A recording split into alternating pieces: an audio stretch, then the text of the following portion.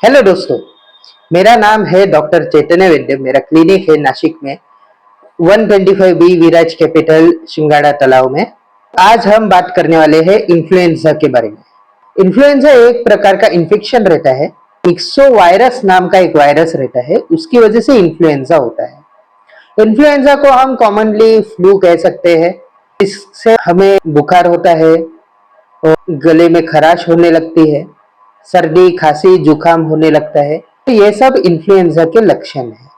Influenza ये तीन प्रकार के होते हैं: इन्फ्लुएंजा ए, इन्फ्लुएंजा बी और इन्फ्लुएंजा सी। इन्फ्लुएंजा ए जो है वो पेंडेमिक के लिए रिस्पॉन्सिबल है।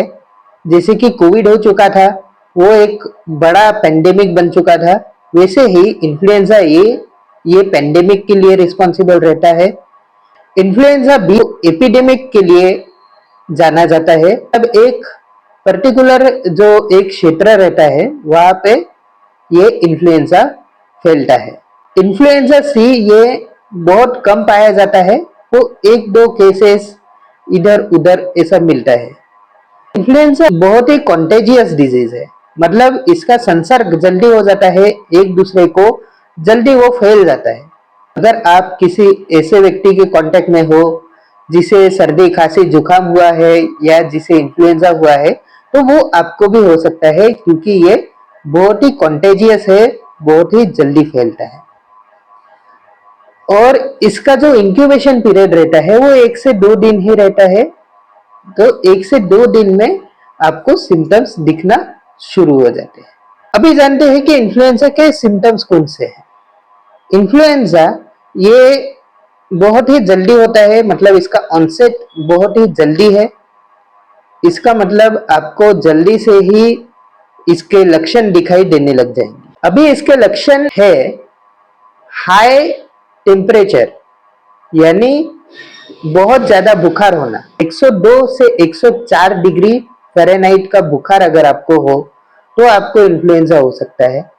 इसके साथ साथ अगर आपके सर में बहुत तेज दर्द है, इसके साथ आपको बहुत वीकनेस फील हो रहा है, तो आपको इन्फ्लुएंजा हो सकता है। वीकनेस के साथ अगर आपकी भूख कम हो चुकी है, आपको उल्टी मलमल जैसा लग रहा है, या फिर आपको उल्टियां हो रही है, या फिर आपके गले में खराश हो गई है, गले में दर्द हो रहा है, तो आपको इन्फ्लुएंजा के लक्षण दिख रहे हैं।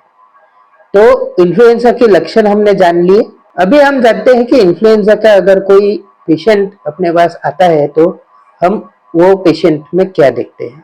हम ये देखते हैं कि उसका चेहरा लाल हो चुका रहता है, या उसका जो गला है वो लाल हो चुका रहता है। उसकी जब हम पल्स देखते हैं, पल्स रेट चेक करते हैं, तो उसकी पल्स तेजी से चलने, उसकी आंखें, मुंह और गला ये कंजस्टेड हो जाता है, मतलब वो लाल हो जाता है, वहां पे रक्तस्राव बढ़ जाता है। और जो गले में हम जब चेक करते हैं इन्फ्लुएंजा के पेशेंट को, तो गले में हमें ऐसी छोटी सी गांठ दिख सकती है, जिसका मतलब है कि उसके लिम्फ नोड स्वेल हो चुके हैं, इसका मतलब उसको इन्फेक्शन हुआ है। अभी हम जानते हैं कि इन्फ्लुएंजा के लिए हम टेस्टिंग क्या करवाते हैं। तो टेस्टिंग में सबसे पहले एक टेस्ट होती है, सीबीसी नाम की टेस्ट होती है, जिसमें जरा सा खून लिया जाता है और उसमें हम देखते हैं कि ल्यूकोपीनिया दिखता है, मतलब कि डब्ल्यूबीसी कम हो जाते हैं। और कभी कभी ऐसा भी दिखता है कि डब्ल्यूबीसी बढ़ भी सकते हैं।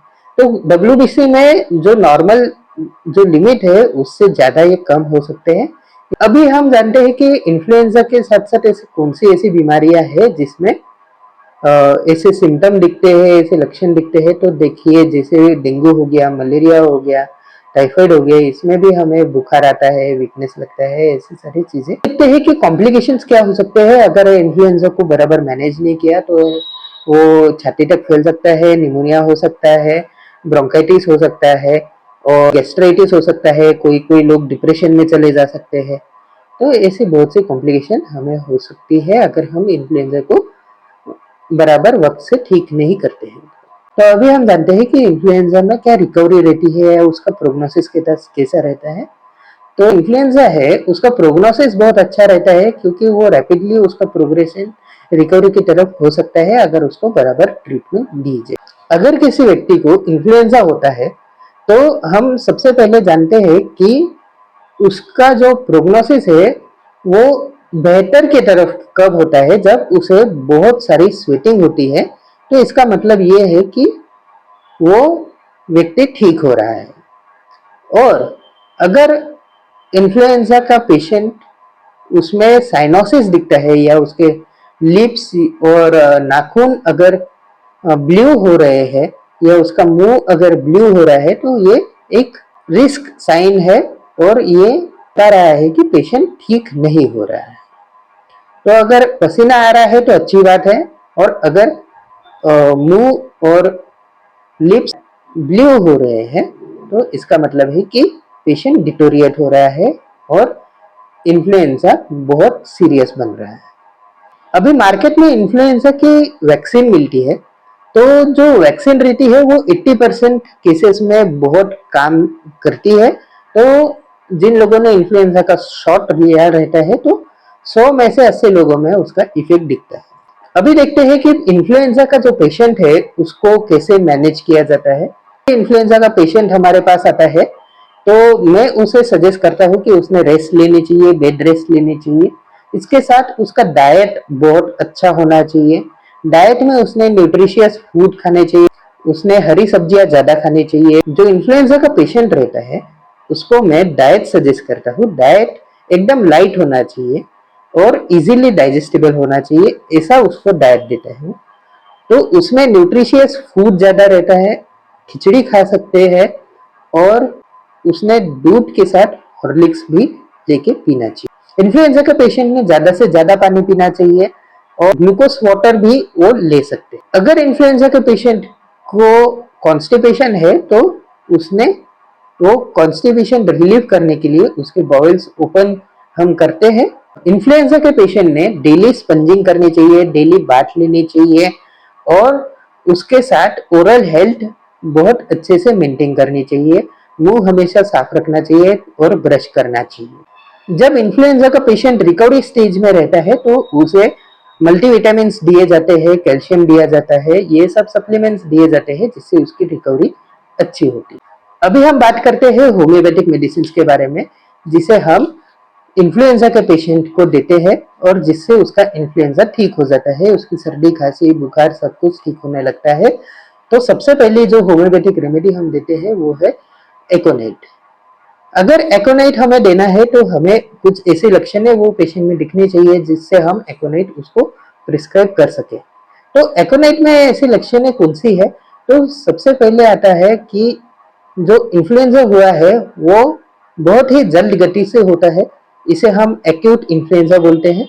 अगर उसे एक्यूट इन्फ्लुएंजा है, उसके साथ अगर वो फर्स्ट स्टेज में है फीवर के, जिसमें उसे ठंडी बसती है, उसे ठंडी के साथ साथ गर्मी होने लगती है, उसका चेहरा और सर गर्म लगने लगता है, तो हम एकोनाइट के बारे में सोचते हैं। एकोनाइट अगर देना है तो उसे उसकी प्यास भी बहुत अच्छी होनी चाहिए, और अगर वो बुखार में है फिर भी उसे बहुत प्यास लगती है, तब हम एकोनाइट देते हैं। एकोनाइट का पेशेंट बहुत घबराया हुआ रहता है, चिंता में रहता है और रेस्टलेस हो चुका रहता है, और उसे डर लगता है कि शायद इस इन्फ्लुएंजा की वजह से उसे और भयानक बीमारियां हो जाएगी और वो मर जाएगा। तो ऐसे अगर उसे डर है तो इसमें हम एकोनाइट। अभी और एक रेमेडी है जिसे हम कहते हैं बेलाडोना। बेलाडोना अगर हम इन्फ्लुएंजा के पेशेंट में देने वाले हैं तो हमें कुछ ऐसे लक्षण वो पेशेंट में दिखने चाहिए, जैसे पीरियडिसिटी, जैसे कि उसे बुखार एक ही समय में आता है। अगर पेशेंट बेलाडोना है तो ठंडी बजना उसके हाथों से शुरू हो जाएगा और उसे प्यास भी बहुत कम लगेगी। इसके साथ साथ उसको सर में बहुत ज्यादा दर्द रहेगा, तो इसी समय हम बेलाडोना प्रिस्क्राइब कर सकते हैं। और एक दवा है जिसे हम कहते हैं ब्रायोनिया।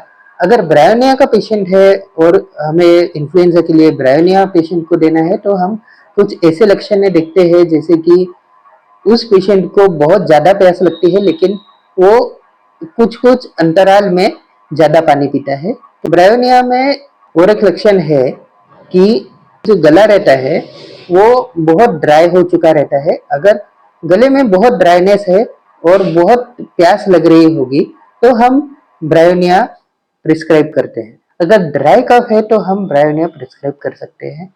ब्रायोनिया में सर दर्द होता है और पूरे बदन में दर्द होने लगता है, और पेशेंट बिल्कुल भी हलचल नहीं चाहिए रहती है। पेशेंट को एकदम शांति से सोना रहता है और आराम करना रहता है। पेशेंट को हमेशा शांति चाहिए रहती है और आराम करना रहता है। उसे आराम करना है और उसे किसी भी प्रकार का हलचल नहीं सहन होती है तो हम ब्रायोनिया देते हैं। तो इस प्रकार ऐसी बहुत सी होम्योपैथिक दवाइयाँ हैं जो हम इन्फ्लुएंजा के लिए देते हैं। तो अगर इन्फ्लुएंजा है किसी को तो आपने होम्योपैथी बिल्कुल लेना चाहिए और होम्योपैथी से इन्फ्लुएंजा कुछ ही दिनों में ठीक हो जाता है। इसलिए आपने होम्योपैथी लेना चाहिए जिसमें कोई भी साइड इफेक्ट नहीं दिखेगा। आपको बिल्कुल साइड इफेक्ट में कोई एसिडिटी वगैरह ऐसे कोई भी चीजें नहीं होगी। होम्योपैथिक मेडिसिन एकदम नेचुरल है, प्राकृतिक है। इससे किसी को भी कोई हानि नहीं पहुंचती है। इसलिए आपने होम्योपैथिक मेडिसिन लेनी चाहिए। और अगर आपको ये वीडियो पसंद आया होगा तो हमारे इस चैनल को डॉक्टर वेद्यस होम्योपैथी इस चैनल को सब्सक्राइब करें और आपके दोस्तों में शेयर करें, जिससे बहुत से लोगों को पता चलेगा कि होम्योपैथी एक ऐसी उपचार पद्धति है जिससे आप आपके रोग ठीक कर सकते हैं और एक अल्टरनेटिव है जो आप इस्तेमाल कर सकते हैं और इससे आपको बहुत लाभ होगा। अगर आपको मुझसे होम्योपैथिक उपचार चाहिए तो आप मुझे कमेंट में मैसेज कर सकते हैं या नीचे दिए गए डिस्क्रिप्शन में जो फ़ोन नंबर है उस पे कॉल करके आप अपॉइंटमेंट भी ले सकते हैं। ऑनलाइन ट्रीटमेंट भी अवेलेबल है। अगर आपको ये वीडियो पसंद आया है तो हमारे इस चैनल डॉक्टर वेद्यस होम्योपैथी को सब्सक्राइब करें। धन्यवाद।